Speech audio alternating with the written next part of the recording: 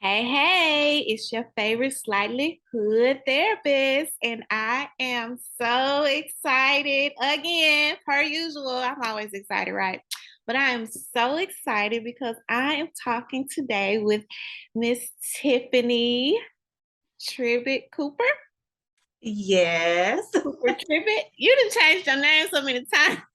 I know, girl, right? Listen, it's Tribbitt. We're It's gonna Tribbitt. we're gonna go with Tribbitt today. Tiffany. Tiffany is the CEO of Miss Ambitious Eyewear, and she is also a proud veteran, right? Which of the armed forces were you in? I was in the army, girl. Yep. Still serving. It's coming to an end, but definitely an army girl. Yeah, Um, because you look way too young to be retired, oh right? no, it's about that time, okay? Well, we doing that now, right? We retiring early because ain't nobody got time to be waiting until you 80 to retire and you can't enjoy your retirement. No, because I am going to enjoy everything. Do you understand? All my hard work, I'm gonna enjoy it all. Okay. That is awesome. So it's a whole lot of stuff that I wanted to talk to you about that I think like people need to hear your story.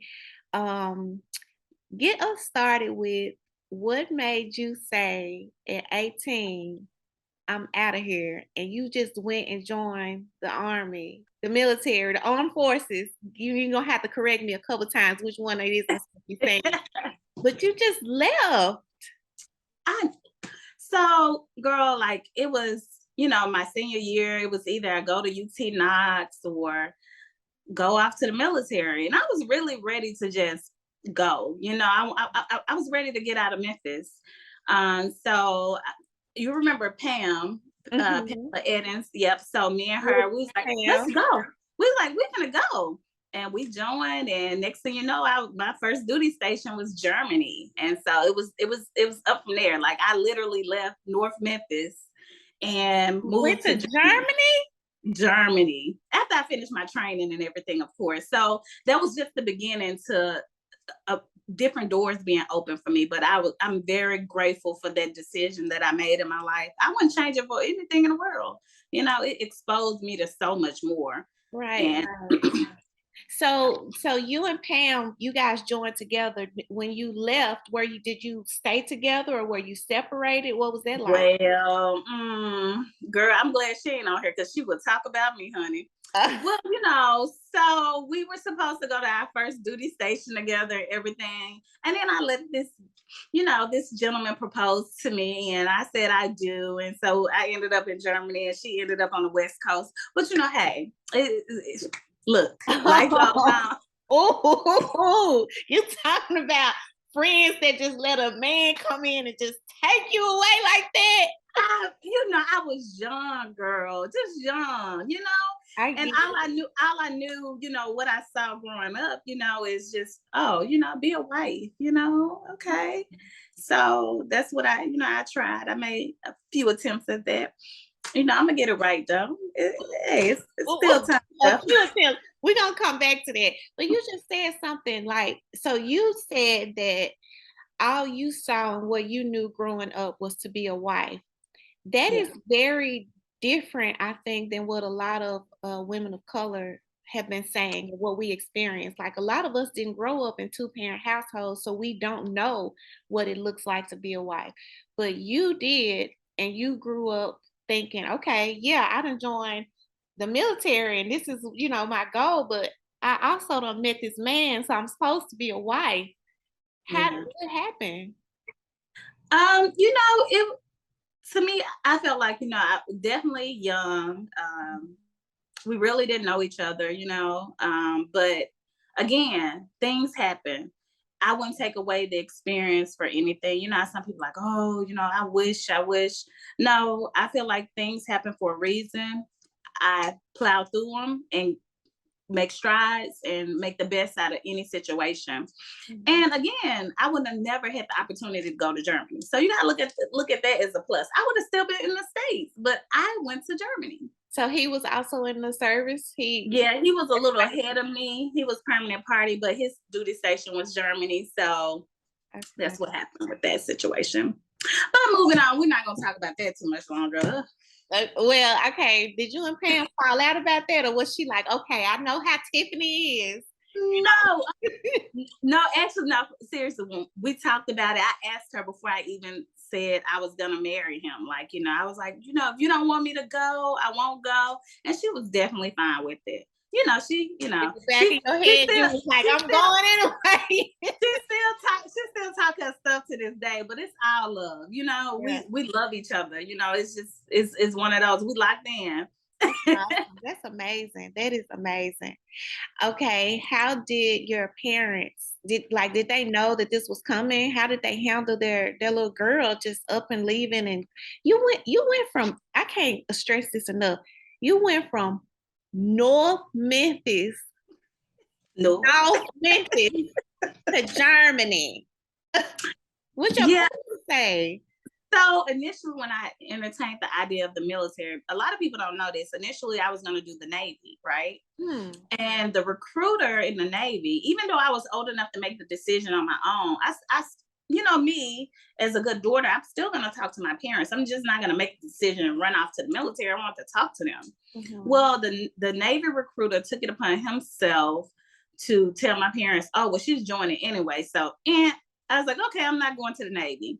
So then I started looking at the other branches. So what did it for me with the Army is I saw me.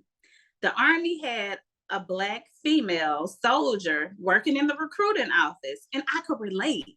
I could talk to her. I didn't have that with the Navy or the Air Force. It was all males there at the moment. Now the military has gotten much better about showing representation, but at that time it was an Army Black female. So right there, that did it for me. She sold it. Sergeant Carter. Like I never forget it. I was gonna ask her what's her name? Sergeant Carter, Sergeant Stephanie Carter. Now I think she got married again, but it was her who sold the whole Army to me. Like the whole idea, okay, I see this Black woman doing this and she's handling her business and it just looked good. It was a good look. So yep, That's shout out to her. Yes. Shout out to Sergeant Stephanie Carter. Carter. Okay, okay. So your parents were okay. They didn't fall apart and No, they didn't fall apart. If anything, I fell apart once I got in training. I was like, Lord, what did I do? My car, I left everything. What was I thinking? What did I do? But it's just the initial withdrawal. But Pam was right there rubbing my back. It's okay. Let's go to church. well, And that's what we did. Pam didn't fall apart. Nah, she didn't fall apart. But I was like, oh, no, I can't live like this. Pam always been a little bit more the tougher one. You was the sweet, the crybaby like me. Yeah. It's that switch though. You be so sweet and what? No, okay. Right. Okay, so you are coming up on how many years of service? Actually, today is 22 years. Oh, wow. Yep, active and Congratulations. reserve. It's 22 years. 22 active for Pam. So shout out to her. She did 22 active years. She's approaching retirement. She already dropped them papers. I'm so proud of her. But Oh, yes, that's amazing. 22 years. It it went by so fast, Narisha. But hey, it's that's it. 22. Wow. Whew. So can you tell us tell me, a little bit about the experience of being a Black female going into the service, coming from the South. I know that you said that you joined because you saw yourself, you saw a representation, another Black woman, and that made you feel more comfortable. Was that your experience throughout? Did you always have that comfort, someone that you could connect to? Well, I can't say like initially it wasn't so because you got to think you got people coming from all walks of life. Some people never diversity wasn't a thing. It was their first time seeing a woman of color. And so I did face some challenges, but it was nothing that I didn't confront or talk through or the military provided resources at that time to deal with those things, but yeah, it was definitely some challenges dealing with different people from different parts of the world or the United States, definitely. Yeah. And then when I went overseas, it was definitely a culture shock. 18, you're in Europe, but once I got once I adapted to it, it was everything. I traveled. I was in Paris. I was here. I was there. It was so easy to get to things at a young age. And now I think about like, oh man, I really, we ain't have social media like that then. So I couldn't document it, but I do have those memories and those experiences. So some of those things I'm gonna do a repeat on. Even though I did it, I just want to do it again. Yeah, Just, yeah, yeah. It's nice to have a visual. I think that's the thing that people don't really understand when they complain about, well, people post and put everything on social media. Like you are documenting your memories in a space where you can always access it. And there's some yeah. good and bad to it, but so now you tell me if this is like, okay, you need to mind your business. But is there like a terrible or not so great experience that you had being a woman of color in the service? And how did you deal with it?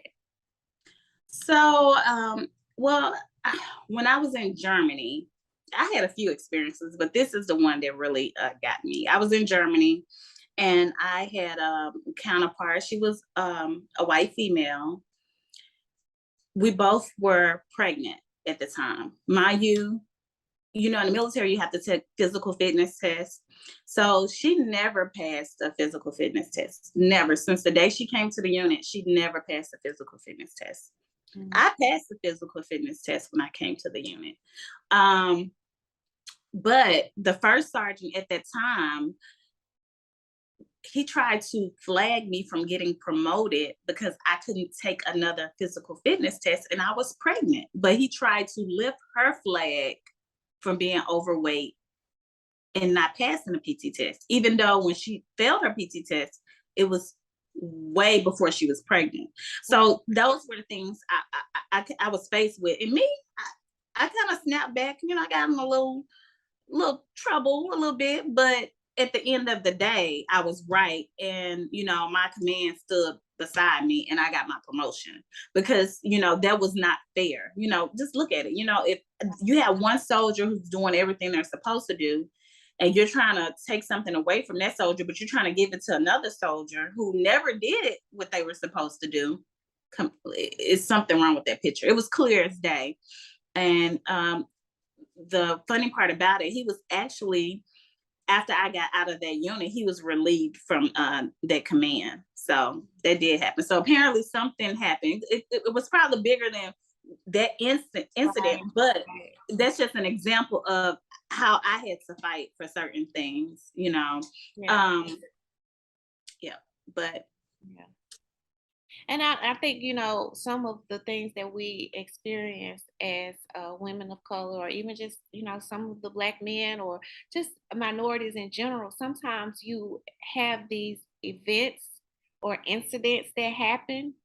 And in the midst of them happening, you almost question your own sanity behind it. Like, okay, wait a minute, am I looking at this wrong, or is this something to do with my gender? Is this something to do with my race? Is this something to do with my ethnicity? And then you start breaking those pieces down and you see it for what it is, and you decide, okay, no, I have to say something. I have to stand up for myself. And um sometimes consequences be damned. I'm gonna have to stand up for myself and see what happens here. So I'm glad that you did that and it didn't rob you of your opportunity to continue.